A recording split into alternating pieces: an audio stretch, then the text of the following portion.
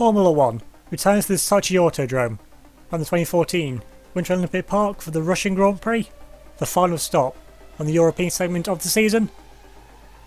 And this race in the past has often been a proving ground for Williams. However, with the car that they've got for this season, they'll be struggling to keep their win record here alive, being the team with the most race wins here since the circuit became on the calendar in 2014. Daniel Kvyat, as ever, was also the most popular driver out with the crowd, being the only Russian driver on the grid. But much like Williams, he can be struggling to get anywhere near the podium this weekend. So looking at the sharp end once again is Josh Tyrrell, the Brit, also the driver with the most wins around the circuit since it came on the calendar. Once again, the Alfa Romeo is looking strong, with K-Mag and Josh Tyrrell easily inside the top 5 in all 3 sessions. Williams, though, did look surprisingly quick for where they expected to be and where the car has proven to be so far this season. But they're still in the fight with fellow Honda-powered team Red Bull for 4th place in the Constructors' Championship. A strong result here could swing the result back to the British team. Ferrari, though, looked to be struggling as ever, with neither car really troubling the top of the timesheets, although Vettel did manage 5th place in 3rd practice, and both Ferraris did look consistent over long run pace, so maybe there is a chance of the low end of the points come race day. Hey guys, Renner here, welcome back to Formula 1. This time, for the Russian Grand Prix, round 14 here of the season. And this track is probably the most flat track on the calendar. I don't think there's any elevation changes besides the little chicane in the final sector. And looking sideways, you see there we've got a Alfa Romeo on pole position with the Toyota in second, so nothing really much changing. Although Daniel Kvyat, P18, having an absolute mare in Q1, out in Q1 in the Mercedes, the car really not working with that DAS system. Got Verstappen there in P7, not quite what he's been accustomed to as of late, especially since given the result from the last race, which you haven't seen. I'm definitely going to recommend checking that one out first before you watch this one. Now looking at the starting grid for this race, it's ourselves. We take pole position with Matsushita completing the front row. We have Lewis Hamilton P3 in the second of the Toyotas, with their teammate Kevin Magnussen in 4th in the second of the Alfa Romeos. Mick Schumacher with a very good lap, starting 5th as the lead Williams, ahead of Hulkenberg as the lead Renault, and Max Verstappen as we saw in 7th. Johnny Van starts on 8th in the second of the Renaults, with Albon in 9th in the second of the Red Bulls, with Rio Haryanto running off the top 10 with a good lap from McLaren. 2 Ferrari start just outside the top 10 but inside the points places 11th and 12th, with George Russell lead Merck in 13th, ahead of the second Williams and Nicholas Latifi. Because Lando Norris in P15, ahead of 2019 GP F2 champion Sergio Sette Camara, Sergio Perez only starting 17th, ahead of Daniel Kvyat with a very disappointing lap in qualifying, leaving Pierre Gasly and Lance Stroll, the 2 drivers bottom of the championship, to fill out the back row of the grid coming into this race. And everyone starting on the soft tyres, so everyone going for the same strategy. Although really it is a one-stop around here, so you don't really want to lose too much time at the start. Although if you could have made the soft and hard tyres work, then there is a chance that maybe you could try something else later on, but no one really willing to take that risk. Especially this late into the season, it is about trying to consolidate the places that you've got in the championship. And for us, it's about trying to get closer to Hamilton in the drivers and keeping Alfa Romeo ahead of Renault for second in the constructors. Now coming to the 5 red lights for the start of the Russian Grand Prix. Lights out and away we go. We're going to go for actually trying to cover off Massachusetts because they go start there. Actually gets a massive launch there from the inside line and being swallowed by both the Toyota. Got one of the Williams there. Make Schumacher to go through as well. That low drag Williams looking like he's going to work him well, especially with the double slow string from the 2 Toyotas in front. Now you've got K-Man looking aggressive there. Yeah, backs out of it though. Now instead we've got Schumi around the outside line. Giving himself with this for the German, the 2019, the defending world champion. Although he's going to be the outgoing champion now at the end of the season. Definitely showing why he's the world champion. In the Williams hasn't really been up the front as they were expecting this year, having to adapt to the Honda engine. But since they've been building their cars around the BMW engines for the past couple of years, it takes a bit of a while to get used to that change. No, it's a Toyota 1-2. I think with Massachusetts in the lead, Hamilton second. That is not what we mean. Toyota is all but pretty much given that they're going to take the constructors this year. They're about 100 points ahead. And with only, 6-7 races left to go. There's not really any chance of catching them, but Hamilton ahead of us for the Drivers' Championship, that is still definitely on. It is about 30 odd points ahead of us, so still 30 points. You just need to take about 5 points out of the race, which is, if we win the race and Hamilton second every time, then we get those 5 points that we need. And we've got Hulkenberg looking very interesting in the back of us. That Renault come on leaps and bounds of Wales last season. They're still yet to actually win a race this year, where they could have won 2 races now if luck just went his way. With the 2 Toyotas now pulling clear already the front from that Williams of Mick Schumacher. Did an absolute madness in qualifying. I don't even know how he managed to get P5 in that Williams car. I mean, this track, I said in the pre-race news report, this track genuinely is a good track for the Williams. But I don't expect him to be doing too good this year with the car that they've got. Although Daniel Kvyat, how time change to Kvyat, who's been in the championship hunt 3 times now, at the end of lap 1 finds himself in last place at the first lap at his home Grand Prix. Still, the 2 Toyotas leading and pulling away now. We've got Hamilton getting very close there to the back of Matsushita, and I'm pretty sure there's going to be some team orders soon enough to try and switch them around, but they don't need to do anything just yet. And then following the massive training cars down into turn 1, it's Daniel Kvyat. The DAS system, I mean, fair play to Mercedes, they did try something, but Mercedes went from finishing second in the championship last year to now being only 6th in the standings as things stand coming into this race, with one of their drivers in last place when they won a couple of races last year. Well, like I said, we were all over the back of Mick Schumacher. You can see the 2 Toyotas disappearing. They're getting a little bit desperate now. I mean, it is only lap 2 of 27, but the 2 Toyotas are already a couple of seconds up the road, and they can't afford to be losing that much time behind Mick Schumacher. I mean, we've known from last year, he's one of the most aggressive drivers on the grid, possibly along with Max Verstappen. And he's going to be fighting everything. He's not confirmed where Schumacher's going to be next year, but he's still going. If he leaves Williams, he's still going to want to do the job now for the team that he's currently in. And they're going to essentially now using the engine, but using the Ferrari power to keep something back out into the race. No, not trying to. Not the ring that's going to move the inside line. It's not worth taking ourselves out of the race. You're still going to get, I think, 12 points where you finish here. And I'd rather take the 12 points than not take any. Hamilton probably going to win the race, because there's going to be some Toyota team orders to switch those cars around at some point. Assuming they're doing absolutely everything he needs to do, because he doesn't care about the championship fight. I'm not sure who he'd rather win, Hamilton or ourselves. The Massachusetts puts up the first lap of the race, but then again it is lap 2, so that's not really a surprise. Now let me go and get another one now, using Rich now, using this good Ferrari power that we've got now, compared to the Honda engine, which has been improving. We still think it's quite a strategy, and as the Toyotas now go for a move, we're going to easily sweep past Mick Schumacher. There was someone said between the 2 Toyotas though. I can't quite say there which of the ones is actually in front. It's like Matsushita actually kept in front, so maybe there was some team orders, maybe not. Either way, Hamilton he just tried to make the move, but couldn't quite make it stick there on his teammate. I mean, it makes sense to make the move down the back straight, really. That's why you're going to lose less time. But now, on to lap 5, these two have not been able to sort it out, really, though Matsushita now in second place. So Hamilton now has taken the lead of the race. Now we've got Max Verstappen now open to P4, so the Dutchman moving forward, also in a fellow Honda powered car, so it's like Schumacher's starting to draw back a little bit now from his early pace, maybe using up his tyres a little bit too much, so there is a one-stop. The Williams car, I mean, not being the best car in the world this season, it's not going to be as good on its tyres. And around the final corner now to start lap 6. We're 1.5 seconds down, so we're definitely losing time now. The tyres are starting to go off even on lap 6. Although this is probably one of the flattest tracks ever made.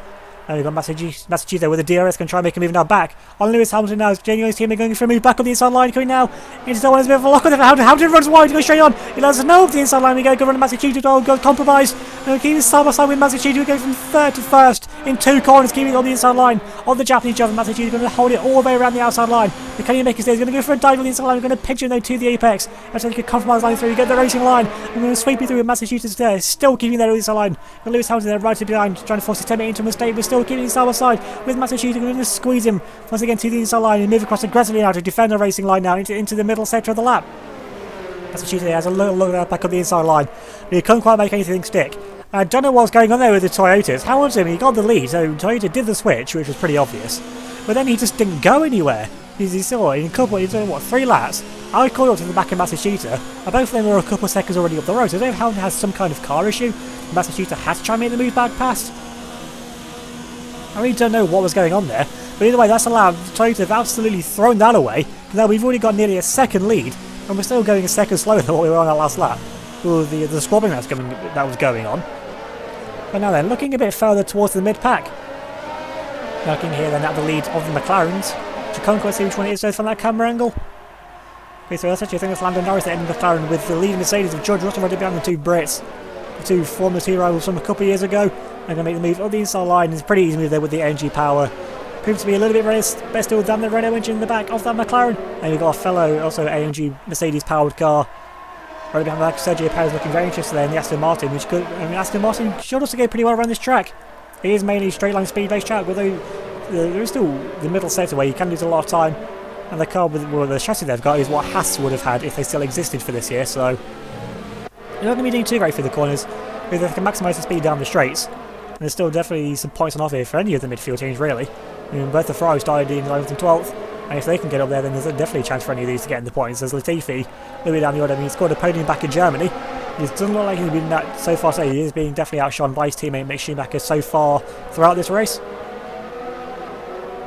And then it's going to be the DRS train now. We've actually got Russell there starting to pull away a little bit, so Mercedes looks like it's finally starting to get a little bit of pace in this race. But there's still a massive gap to Russell in front to the car ahead. We've got Perez getting on the back of Lando Norris, so you're getting very, very close. Actually, the AMG engine working a lot better here than the Renault engine. It was actually, well, the Renault engine in the back of the McLaren, the Renault engine in the back of the Wilds Renault, actually seems to be doing a little bit better. And we've got a K-Man now leading one of the runners there, then with Mick Schumacher right behind. So Schumi has dropped back a little bit, but it's like he's just settling down now in to this consistent pace. We've got Hulkenberg there, up behind the back of Kevin Magnussen.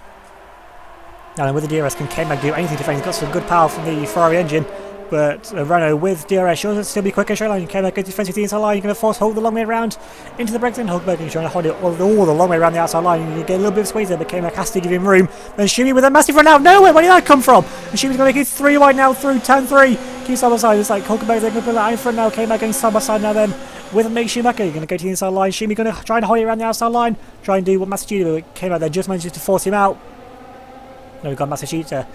You've got Johnny Van there right behind the back of Mick Schumacher. Eventually Schumi then takes the compromise line after to go a little bit defensive there from the 2017 Drivers' World Champions. So you've got a very champions-based battle here going on. Now then, on to lap 11. We've got a fastest lap of the Grand Prix. And we've actually been pulling away a lot now from Massachusetts. He's still keeping Hamilton there with him, so maybe the Toyota is just having some kind of car issue. For both of them to be doing it now at the same time, I mean, those cars so far, they've been bulletproof this year. Although reliability in the past has been a weakness for Toyota. And coming to the end of the season, maybe they're starting to struggle a little bit with the engine life now. Because they're not really going to want to take penalties at this stage in the season, so the others going to have to try and eke out what life they can left from those engines. Now, being in the lead, we're going to have a very clear pit stop now. We're coming now into a pit box near down the end. I mean, it's a good choice from Alfa Romeo. I mean, we did finish 6th in the championship last year, so it's not like we get the best choice of garage. But this is the one that we picked from the choices that we had. We still got one of the choices there that came as well. Didn't quite see from the camera with which one it was. And it's Massachusetts that decided to pit first. So Hamilton going a lap longer. I mean, I could work out this track. Although the tyres do go off pretty quickly, the amount of wear, you don't really notice the difference really. But the Toyota though, this season hasn't been too kind on its tyres. Going for the low drag, its design really hasn't favoured them sometimes. Now on the back of Lando Norris, the fellow Brit with the DRS wide open. We've got so much more speed there with our Ferrari engine. They're both side by side there with the McLaren, with the F2 runner-up from a couple of years ago, keeping side by side with Lando Norris into the corner. And just squeeze him out. We just make sure they move their stick. On the Brit, and behind us we have Daniel Kvyat, who we've had legendary battles with Kvyat on this track in the past. I think back to 2016. I had to give it absolutely everything, I think, on the last lap of the race. And now our teammate Kevin Magnussen now is in for his pit stop. Now then some of the other cars now decide to come in as well. Now we've got Hamilton coming in now that 1 lap longer, goes on to set medium tyres now, which are taken to the end of the Grand Prix. If so, Toyota will be hoping anyway. And whereabouts is he going to rejoin them back onto the track? Yeah, he has had a pretty clear pit stop, given that he was in P3 and had quite the gap over Verstappen ahead. And come back out onto the track. He's going to come out there side by side. We've got his teammate Massachusetts there behind, doing battle there with one of the Aston Martins of Lance Stroll, with a massive logo that we know. Stroll, he is the immovable object of Formula 1. He's so good on the defence, and he's still managed to keep it ahead of Matsushita, who's also on a set of hard tyres as well. So Matsushita came a lap early, clearly wasn't fancying his tyre wear, and now has to try and take a set of hard tyres in the race. Or was that just another ploy by Toyota to make sure that Matsushita can't get past? Because he got the championship sewn up for the constructors, so Matsushita being up there doesn't really matter all that much. Though I'm sure Toyota will try to be a rear gunner. If Hamilton is having some kind of car issues, and then they are going to need some kind of way potentially to try and slow up Matsushita a little bit. And now that looks to be working. So we've got Max Verstappen now all over the back of Nobuharu. Now then, with the DRS going to pull to the inside line, because both these cars powered by Japanese engines, they're going to be a bit of a inter-country rivalry here. And Verstappen going to make me the inside line, and he just parks on the apex there, Massachusetts trying to get the switch back line. There's nothing that he can do to actually even try and make it in the end. So good move there from Max Verstappen. Parking on the apex, I mean, Verstappen He definitely has matured a lot, since, especially since becoming the team leader at Red Bull, but since Daniel Kvyat left to go to Mercedes. And he's already pulling away from Matsushita. Well, of course, Verstappen was someone said there's medium-sized ones, so of course he's going to be pulling away from the Japanese driver. And the Red Bull, though, does definitely look to be much improved. If you think about where they were at the start of the season, they're struggling to even get into the points. Now they've got 2 race wins so far this season, one under normal conditions and one under very lucky conditions for Alex Albon back in Germany, and Hungary last race out for Max Verstappen. But then with the DRS, then this Toyota is the fastest thing in a straight line. And you get to see the massive speed gains that Matsushita's getting here, but he's getting enough to try and make a move to try and repass the Dutchman into the braking and try and force him into a mistake. Good night into the braking, he's not quite close enough though, but Verstappen, he had just enough of a gap there. If that doesn't show the difference in speed, I don't really know what will. Now they're back into the mid-pack. Looking aboard here with Sebastian Vettel, the 5-time world champion. Well, he's had quite a championship drought, hasn't won one since 2015, the first year when he joined Ferrari. And Ferrari haven't won anything since 2017 themselves either, so both team and driver have been in a little bit of a drought. But now we've got Lando Norris getting on the back of the German. She has to go defensive there from one of the Alpha Tauris behind as well there. Mercedes had the camera's going to go the long way around, gets a good line on the exit, forces Norris to get a poor line, and makes his stick. A brilliant move from the Brazilian, showing why he's a Formula 2 champion and why Red Bull re-picked him up once again. But then Norris now can go from went from trying to make an overtake to being overtaken. Now he's going to need to recompose himself. The Alpha Tauri is the worst car on the grid in terms of the championship standings. Although with the mid-pack of cars, the McLarens, the Aston Martins, anything really, it's all so close. I mean, one good race, and you've gained maybe even 2 places given how close the fight is in that mid-pack. Now then, can the Brazilian do anything to get close enough to Sebastian Vettel down the straight? And the Ferrari, the Ferrari engine itself is good, but the works Ferrari car itself is a little bit of a shed. Now then, with the DRS, you got actually no, it's Pierre Gasly. I don't want to talk about Pierre Gasly this whole time. It's Gasly there in that number 10 car. So you can be confused which one was which, but still, same can be said though for Seti Camera. They had a very good season there in the AlphaTauri car. Now then, moving further on, still looking at this same battle. We've got Vettel there still doing all he can to try and hold off Pierre Gasly. And yeah, now we've got quite the train starting to form there, so Vettel really is having to put up a massive defensive drive here. I don't even know if they're in the points, but with the way they're fighting, you'd have to assume that they're in the bottom end of the points. Now then, Pierre Gasly with the DRS now, can he try and make a move on 5-time champion Sebastian Vettel down this start-finish straight? They're going to go the long way, going to go around the outside. He made the mistake there, Lando Norris to get a good view here from the Brits car. And then so one actually got low, so try maybe even might lose another place there. But Daniel Kvyat going to try and make his stick side by side. You've got side by side, V side by side. And now got Gasly on the inside line of Sebastian Vettel trying to force the German out wide and trying to make a mistake. And into town for he makes a stick. A nice move there once again from the Frenchman. Pierre Gasly's actually come alive in this Grand Prix. He spent much of the season in last place in the Drivers' Championship. Has been really rather outshone so far by Sergio Sette Camera. But then the AlphaTauri car has sort of dropped off a little bit as the season's gone on. But I don't know what's going into Gasly in this race. He's just absolutely come alive now, making the most of that TV time that he's getting. Because for AlphaTauri next year, there's not confirmed who's actually going to be there yet, so it's more than likely they're going to keep Seti Camera, but Gasly will be the one racing for his seat. And now we've got Daniel Kvyat, look, he's finally woke up now, decided to actually do something now in this Grand Prix. Got things working with that Mercedes car, and then with the DRS, can even try and make a move on Sebastian Vettel now. Vettel goes defensive to the inside line, Kvyat's going to try and have a look around the outside line, thinks about it being to the brakes, so he's not quite close enough there to make a move. We have a lock up there from Sebastian Vettel, so Vettel definitely feeling the pressure. Now, moving a bit further, now looking at our teammate Kevin Magnussen. He's now caught up to the back of Matsushita, who, being on those hard tyres, really has just had no pace. Like I said, Toyota, with the points lead that they've got, they can afford to sacrifice Matsushita for the greater good of the Drivers' Championship for Lewis Hamilton. Now came back, got the inside line, and trying to make the under braking. And I think Matsushita just got out of his way, gave him the racing line, letting pass, no point fighting him. So maybe he's also got some kind of car issue as well, because Matsushita, he's not the kind of guy, going back from when he started back in the Alfa Romeo Sauber in 2018. He was also a very feisty driver himself, so maybe he was also having some kind of car issues, maybe some just really poor tyre wear. Maybe Toyota did have to put him on the hard tyres and pit him early because they didn't really have a choice to do anything else really, because I've not seen any other car actually on the hard compound tyres, so maybe something in the setup which really isn't working. Maybe they went for a bit too much of a qualifying car over a race setup. And now can Matsushita to try and come back at Kevin Magnussen? I doubt it, given the straight line speed of the Alfa Romeo is much better than the Red Bull was. Now coming down into turn 1, he's not even gaining anything, so I think Matsushita's turned the engine down now. Just going to try and drive it home. Try and save a little bit of the engine wear.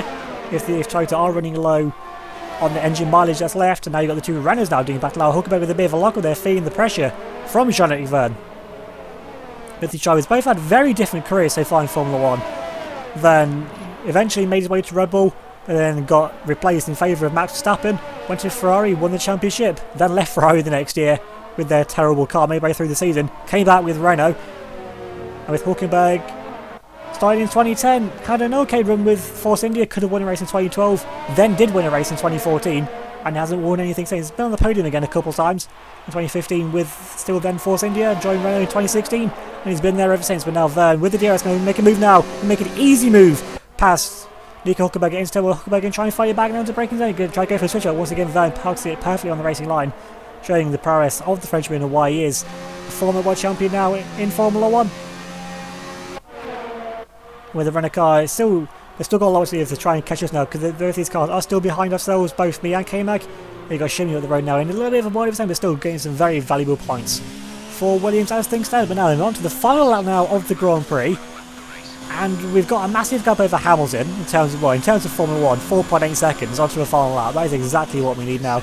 We've got the ERS down into low, still running with a lot of extra fuel actually. We've had the lead, but we've been able to control it as well. And Max Verstappen is a couple seconds down the road from behind Hamilton as well, so the second part of the race, for us at least really, it's been kind of quiet really. As we make our way now through into turn 4, it's all about just keeping it now on the track as on this final lap now of the Grand Prix. Still can afford taking as he did, we're 1.4 seconds down, so yeah, really just taking it easy now, just running on low, just once again doing what Matsushita is at Toyota, just saving as much engine mileage as we can, because being in the championship fight, if either me or Hamilton have to take some sort of engine or engine part component penalty, that could be what makes or breaks the championship. So we've got a 5-second lead, and there's no point having a 5-second lead at the end. It doesn't matter how much we beat Hamilton by, if it's the smallest margin, we just need to cross the line first. So yeah, we can definitely turn things down now, save the engine mode, save a little bit of the engine as on the menu. There's a massive pack of cars going into turn 1 there, so I think that the entire second half of the grid is battling for the minor points places. Now Lewis Hamilton now really catching us now, but it's still not going to make any difference. We come now into the final sector. This part here, the only bit of elevation really on the track, so I don't really know where it goes downhill to make up for that little bit of uphill that we end up this there. Now then, we've got 2 corners left to go. You get a good line through there. And now then, into the final corner, the bollards in the middle of the road. Now around the final corner, low to the line, we go to win the Russian Grand Prix. Once again, adding another win to our tally here at the Sochi Autodrome.